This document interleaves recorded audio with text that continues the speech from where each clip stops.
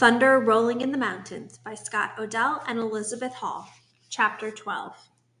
Lean Elk kept us on the move.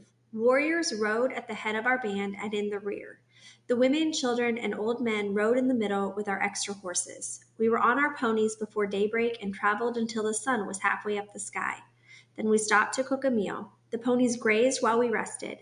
Then we got back into the saddle and traveled again until long after dark. Each sun we journeyed far.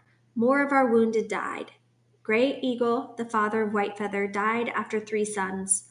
One old woman who had been hit in the belly stayed behind to die alone. She said she could go no farther on the travois. I believe that she felt she slowed our march and endangered the tribe. We laid her in the shade of a willow and left food and a bottle of water beside her. We crossed the mountains and turned again towards the rising sun. When we rested, we talked.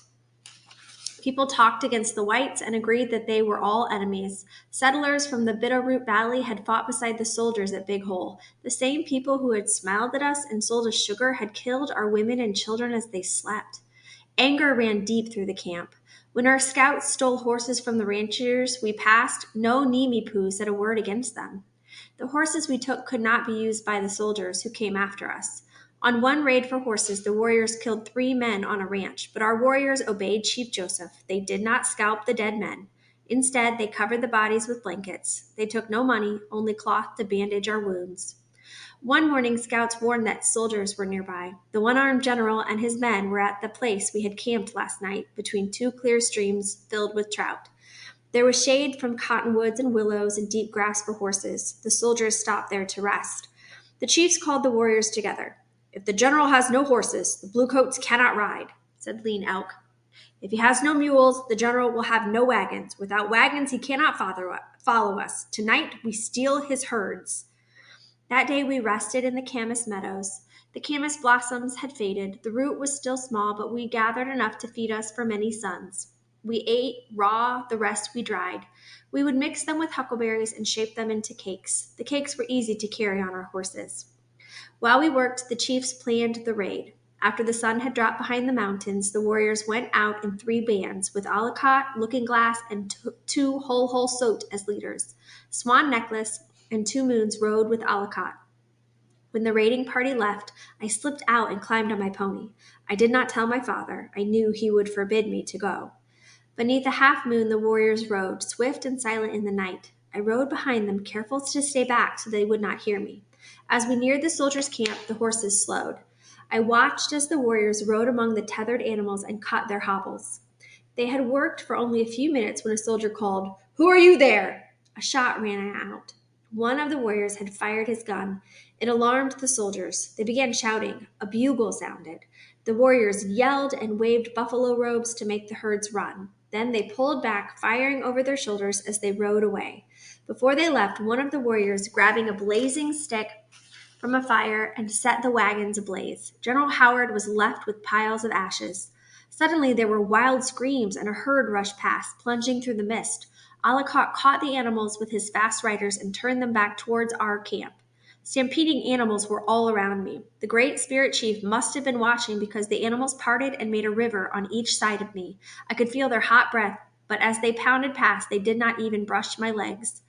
Swan Necklace rode by with several horses. He did not see me. After he passed, he fired his rifle and snapped a whip over their backs. The horses screamed and ran in among the herds. A powerful hand grabbed my arm, the fingers pressing so hard against the bone that I winced. A cold knife blade touched my throat. A gruff voice said, "Who is here?" It was 2 Hole Soat.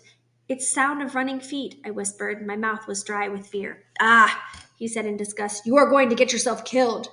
He dropped my arm and put the knife back in his belt. 2 Hole Soat snatched my pony's reins, then rode off after the stampeding herd, dragging me behind him.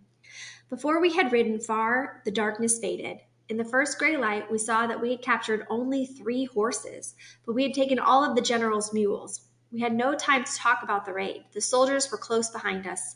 Half of the soldiers slid off their horses and made ready to fight. The rest of us rode on with mules. 2 Hole Soat dropped the reins of my pony and slapped it on the rear. "Get back to camp," he shouted, and returned to join the warriors who crouched behind rocks. Not long after we had reached Camas Meadows, the rest of the warriors came riding in. They were in high spirits. Only one had been struck, and his wound was light. The bullet had skimmed his arm. It left a bloody path, but did not stop him from joining in the feast. His hurt was so small that the little warriors gave him a new name, Little Wound.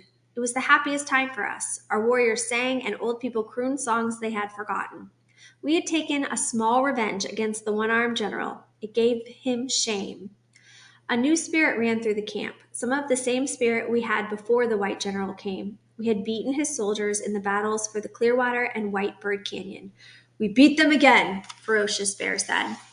He sat on his spotted pony and shouted to everyone in the camp, to the lame and to the women who could only weave baskets and gather camas root.